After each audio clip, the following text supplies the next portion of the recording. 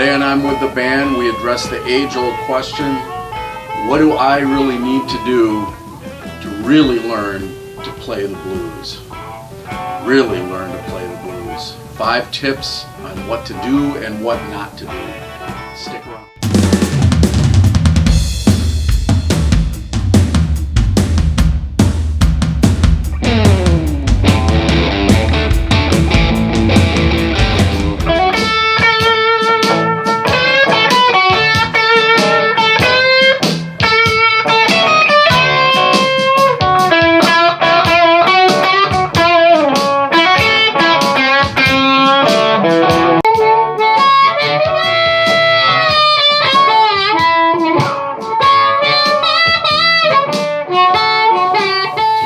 Deep into the blues was probably the first big journey musically that I took in my career. I play a lot of different kinds of music, but I really spent years trying to hone my skills as a blues player. Not just as a guitarist, but as a singer and also as a harmonica player. So the 5 tips I'm going to share with you today are things that were born out of experience. I was in bands prior to this where we were playing some blues songs, but mostly it was admittedly jamming on a very rudimentary 12-bar blues. As I'm going to dive into, there's so much more. And even just that form alone has variations, and there are grooves and rhythms and all different kinds of things that you really need to know. And so in this series, which will be a series, and I'm going to talk about some of the upcoming videos here in a bit, we will dive deep into this and really answer this question. So these 5 tips coming up. So hearing real blues bands for the first time was eye-opening for me. I talked a little bit here already about where I started. I'd been playing in rock bands that kind of would jam on some blues, but hearing a blues band just absolutely just hit me right where I lived. And I had never heard anything like that before, and certainly wasn't anything that was on the radio. So tip number 1 is this: learn songs by the greats. Within the songs is the genre. You learn the songs, you learn all different kinds of aspects of the music. You learn about the forms. What does it mean to do a straight 12 under the solos? I'll do an upcoming video where I'm going to talk about that. What is an 8-bar blues? Actually, what you were hearing right now and what I was playing against earlier is an 8-bar blues. What is that? Why do you need to know that? What are the different kinds of grooves and all the different things that happen? Turnarounds. Turnarounds is that part of the blues song where you get to the place where you sort of come back to the beginning again. It would be at the end of 12 bars if you're doing a 12-bar blues, and at 8 bars if you're doing 8-bar blues. Some songs have very distinct turnarounds, some don't. Some have particular things like a jazz type head where there's a theme that plays that sort of sets the song up.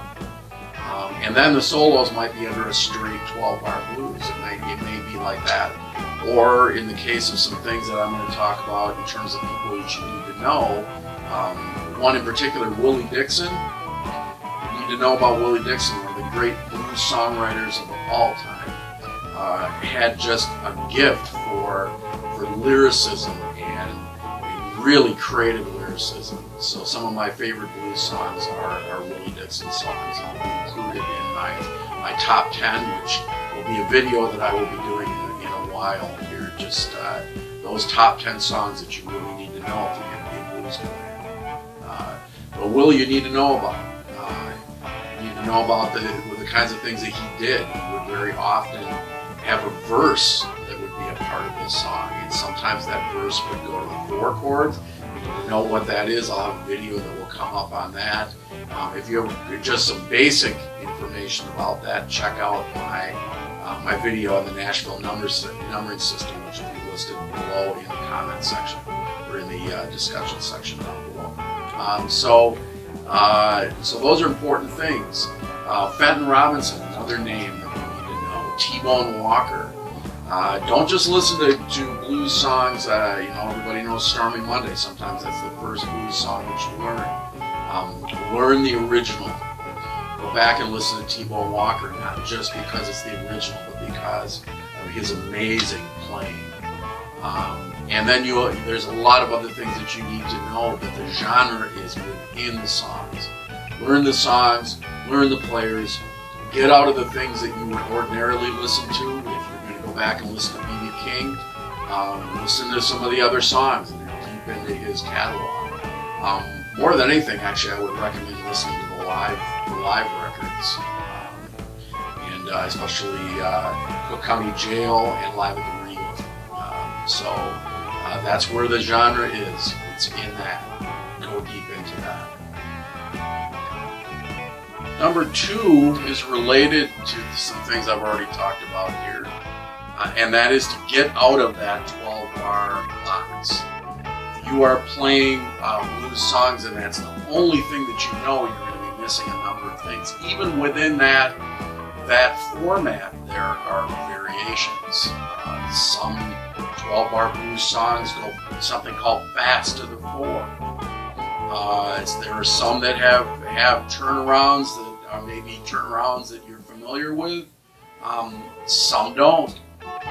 Some will go to a 2 chord and then to the 5 chord. There's lots of different ways that songs can be played. The key is to do what I said in number 1, to learn the genre and learn songs by artists, the classic artists, the original artists, the people that really built this music genre in this country. So that is the key. That's number 2. Number 3, get out of the minor pentatonic box. One of the things that will happen when you listen to some of these other players, B.B. King in particular, there are others though, is that they are not playing minor pentatonics all the time. They're using major pentatonics. If you listen to T-Bone Walker, he throws in some jazzy, almost modal things every once in a while, and that's something to really strive for. I'm going to do a video that will be strictly about this at some point here in terms of how to add major sounds to blues songs. But that's a key thing. Some of the classic licks and great solos that were done alternating between minor and major pentatonics, adding in other passing tones, because that's really what those are. I'm going to do an entire video on the misinformation around so major dominant 7 chords and minor pentatonics and why that works and why that happens. There actually is a reason. It isn't just happenstance. It isn't just a random thing that people start doing.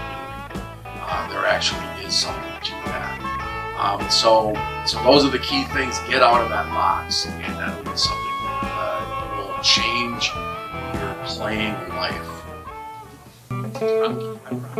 Number 4.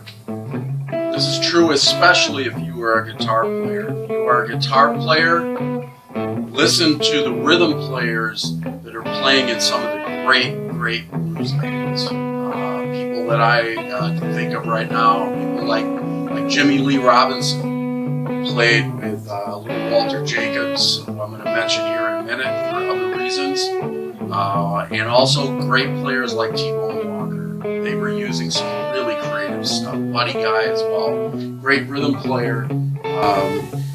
When he was playing behind Junior Wells with Buddy Guy Junior Wells band, there were some really awesome things that he did, and he really set a tone. But learning how to do that will help you to be a better soloist. I know that sounds weird, but it's the honest to God truth. I was encouraged to do this. The people that mentored me told me, listen, what's going on. Especially playing behind an harmonica player. It is not the same as playing behind a guitar player. It requires that you are listening really hard to what's going on, that you are really varying things, that as a rhythm player you are not stepping on the toes of the soloists, that you are playing well behind the singers, all those sorts of things. But that is key. Listen to those great rhythm players. Number 5 is listen to other instruments other than yours. There are great players in this genre, iconic players in this genre. As a guitarist, I really learned a lot, and I know there are other players. Dwayne Allman talked a lot about this as well, where he was listening to harmonica players, he was listening to horn players, all those sorts of things. One of my favorite blues instrumentalists, bar none, is Little Walter Jacobs, a harmonica player who was doing some things with the harmonica and listening to things and listening to jazz players, especially horn players, trying to get a particular sound. And so much of what he did came out of his ability to do that. He was listening to other instrumentalists. But if you want to learn about great phrasing, great timing, listen to some of those other players that are playing other instruments other than the one that you are primarily playing. It will also change your life. I'm going to do a bonus, number 6, and that is you need to get out and you need to play with other people. That is critical. Go to blues jams. Seize those moments and those opportunities to play with players that know how to play this music and can teach you things. That's what happened for me. I was mentored. I had players who took me and said, do this, don't do that. These are the kinds of things that made me the player that I am and really set me on the path in the genre. I had to have had that kind of tutelage. This is a genre that can't really be learned any other way. To be really honest, you can't learn to play the blues by just sitting around and playing the backing track. It can't be done. You can't do it. You need to have people that will help you. What happened for me is that people said to me, wait on those notes. Wait before you come in for the solo. Or come in on that solo a little bit anticipating that beginning of the 12 bar into the turnaround, as long as you're not stopping on the vocals. It builds tension, all those sorts of things. People would say things to me like, don't play so many notes, man. It's okay, but